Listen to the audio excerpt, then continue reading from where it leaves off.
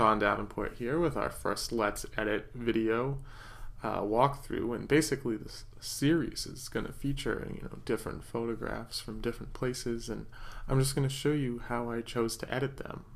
Many of these edits are actually going to be live here in front of you, as far as I haven't done these beforehand. I may have looked at the photo, but I'm going to be doing these edits kind of improv style for you. So you'll kind of get to see how I do stuff and how I think through the process. So with this photograph here, we have a little beach house that's sitting like almost right on the ocean here. It's a kind of a cool little area in Scituate, Massachusetts, and you can see it's almost sunset when I took this photograph, and I shot it at ISO 100, 11 millimeters, f8.0, and 1/160th of a second. You can see it's fairly underexposed. We have a silhouette that's going on with this house, but we can fix that with this raw file. We can really make this photograph pop. One thing I'm going to do first is just kind of crop it down just a hair, just to bring it kind of back in, maybe bring this over a little bit so that it's not sitting directly in the center of the frame. And then we can get rid of some of the sky as well, just because there's really not much there. So that's looking pretty good. Now what we're going to have to do next is fix this foreground area. It's really dark, as you can see, and then we're going to add some light on this house as well. And all of this is going to be done in Lightroom, which is a really cool editing program if you don't have it yet. So the first thing I'm going to do is drop in a gradient filter, and what this will do is it will allow me to basically control these two zones, the sky and the foreground, separately. We'll have to work on the house by itself, but as you can see, as I bring the exposure up, I'm only affecting what's below the line here.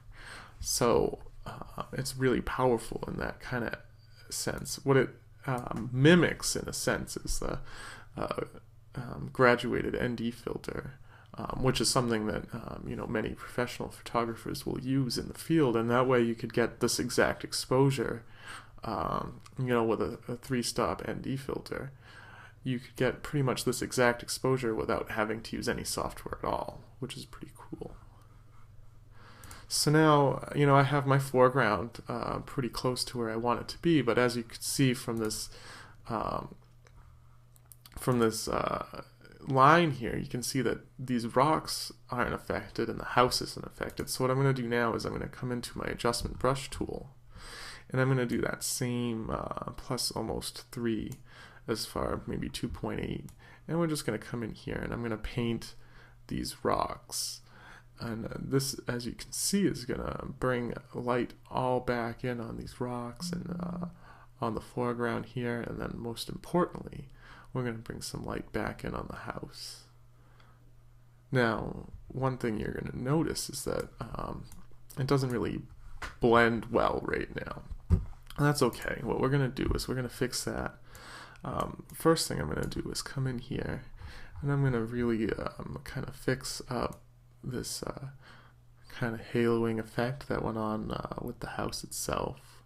Come in really close and clean that up a little bit, and then I'm going to bring the sun back in as well, make that more orangey, and then I'm going to drop my flow down, and I'm going to come in with a pretty wide swath here, and I'm just going to go over this really quickly and just kind of blend it back into where I want it to be so that it works with the rest of the photograph. So that's looking pretty good there. Now the final part of this is to just make the rest of the photograph work as a final image, and that's going to be done using this basic tab, which will affect basically everything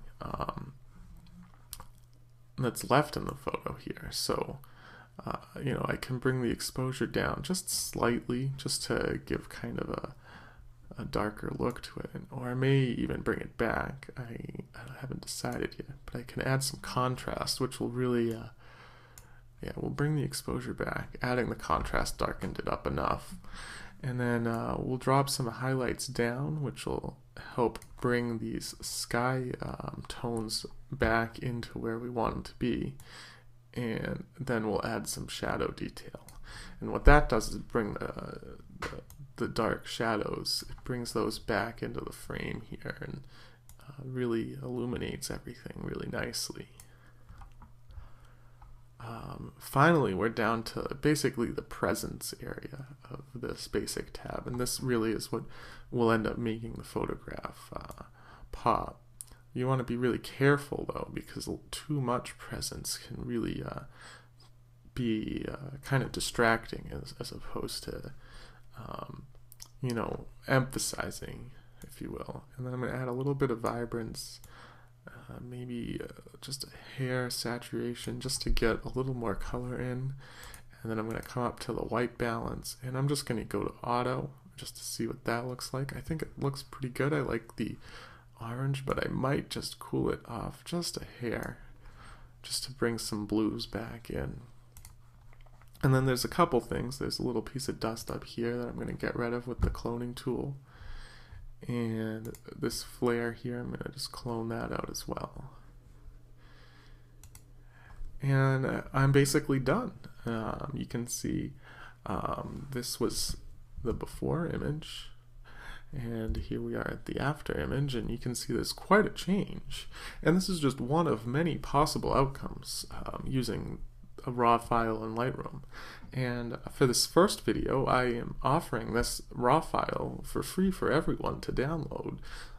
All you have to do is go sign up to be a member of my forum, and I would love to see your edits of this photograph uploaded back into that forum, and we can discuss stuff, and you can do whatever you want. You don't even have to do it only in Lightroom. I'm doing it in Lightroom just because I want to keep everything limited to that as far as what I'm showing people. But if you know Photoshop or other kinds of editing software, feel free to do whatever you want with this raw file. I would love to see your outcome. Of course, you don't have to show me, but I would love to see it. So anyway, thank you for watching this first video. There are many more to come.